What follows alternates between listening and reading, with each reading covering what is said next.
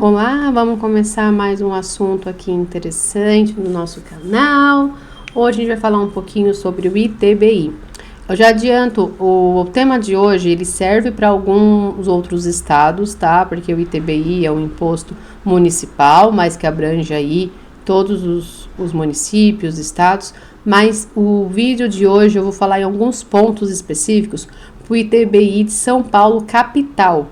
Então, dependendo do município que você estiver, pode ser que algumas coisas que eu fale aqui não agregue para você. Então, o ITBI, eu vou falar sobre o ITBI, mas eu vou focar muito em São Paulo, capital. Então, se você, por exemplo, é do ABC, ou se você é do Rio de Janeiro, pode ser que algumas coisas que eu fale não se encaixe no seu perfil.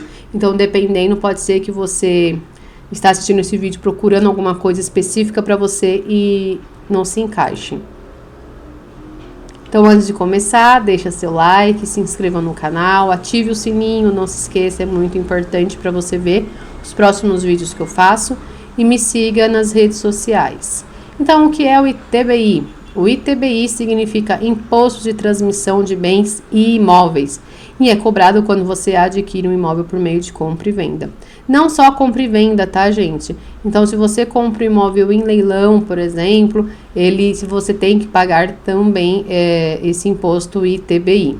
Ele é um imposto municipal, então aqui eu coloquei a legislação de São Paulo.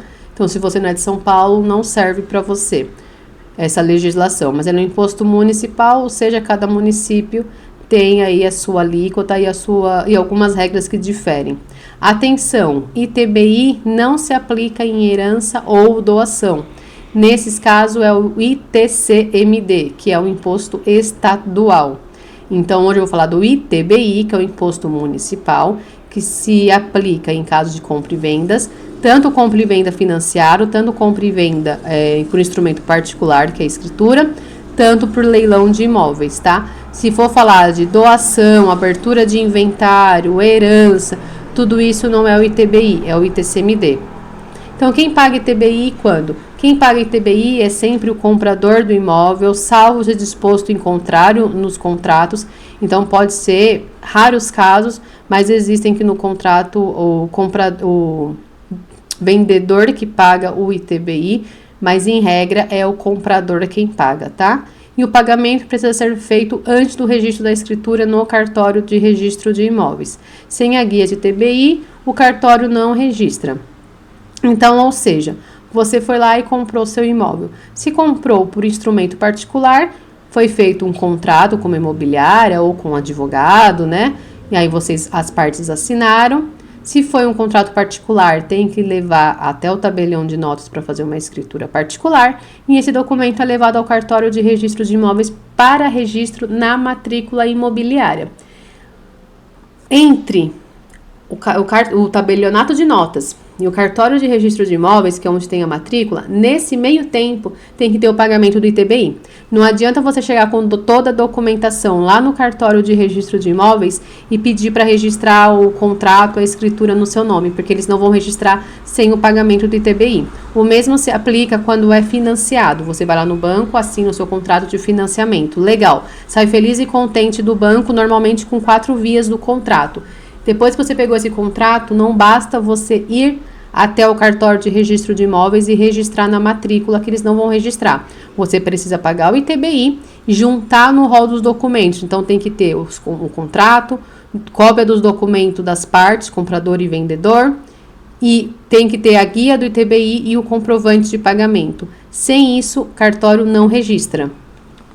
Em São Paulo, o pagamento é feito por meio da declaração eletrônica no portal da prefeitura. Base de cálculo. E aí que entra o que eu falei que não se... Aqui, o que eu vou falar agora, gente, é só para São Paulo capital. Se você não é de São Paulo capital, não adianta. Se você é do ABC, por exemplo, não adianta. Isso não se aplica. É só São Paulo capital, ok?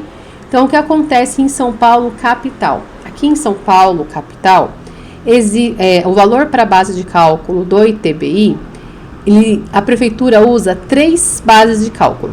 o valor declarado no contrato. Então, eu vendi um imóvel, por exemplo, por 100 mil.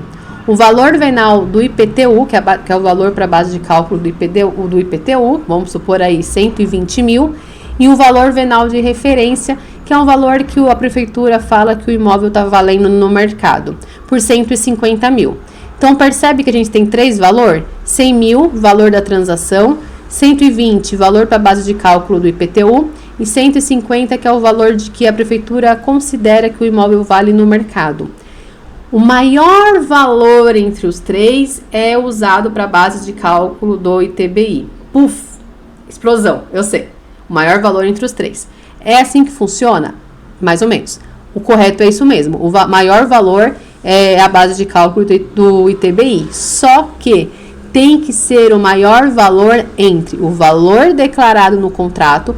Quando eu falar, gente, valor declarado no contrato, para quem é arrematante, considera também o valor da arrematação, tá? Então, o valor da compra e venda ou o valor da arrematação. Então, o certo é a base de cálculo do ITBI ser o maior valor entre o valor da aquisição e o valor venal, que é a base de cálculo do IPTU.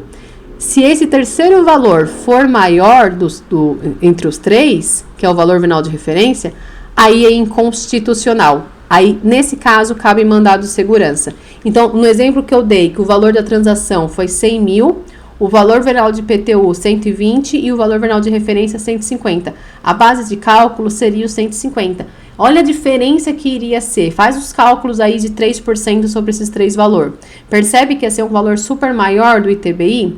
Então, nesse caso, a gente pode impetrar um mandado de segurança, avisar o juiz que está sendo utilizado como base de cálculo o valor venal de referência. O juiz vai dar uma sentença falando que isso é inconstitucional e vai permitir pagar ou pelo valor declarado da transação ou pelo valor venal, que são os 2 valores corretos. E aí você não paga o ITBI maior.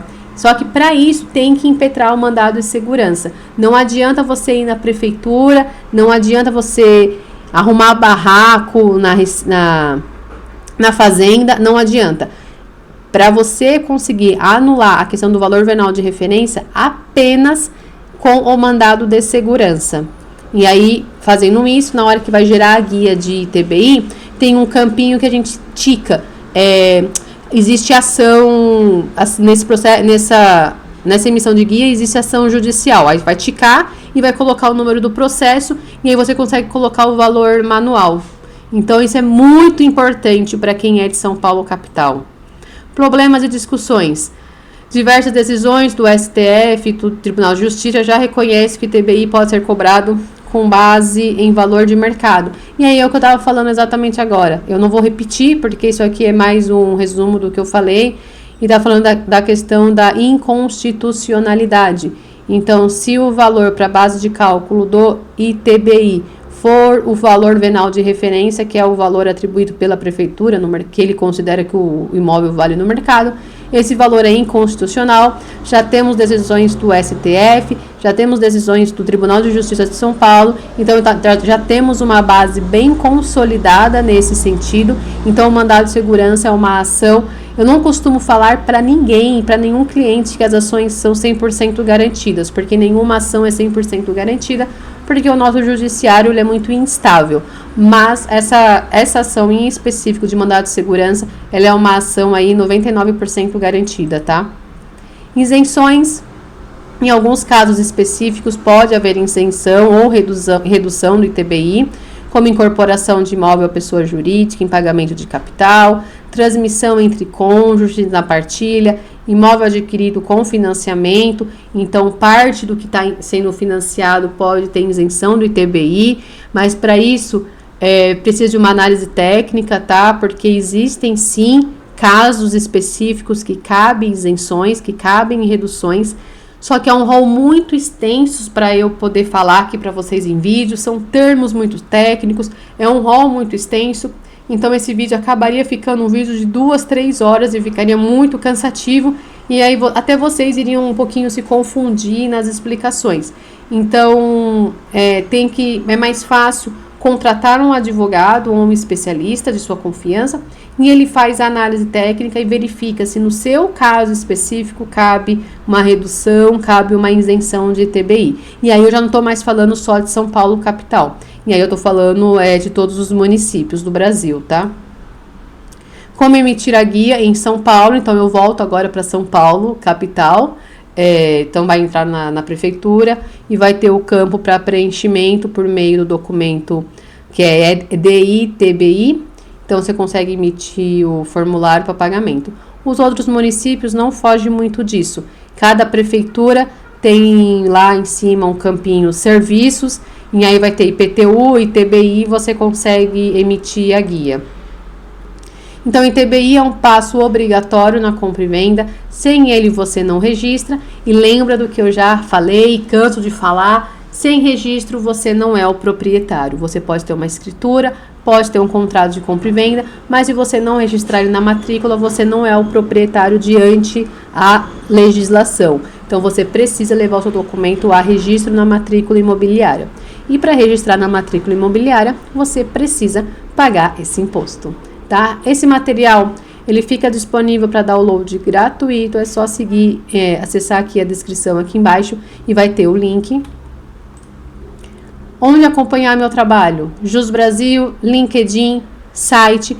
Por esses canais eu posto muito artigos, então são um pouco mais o Jus Brasil não é tão técnico, eu deixo mais simples. LinkedIn e site são artigos um pouco mais técnicos. E no Instagram eu costumo postar sempre reels, carrossel.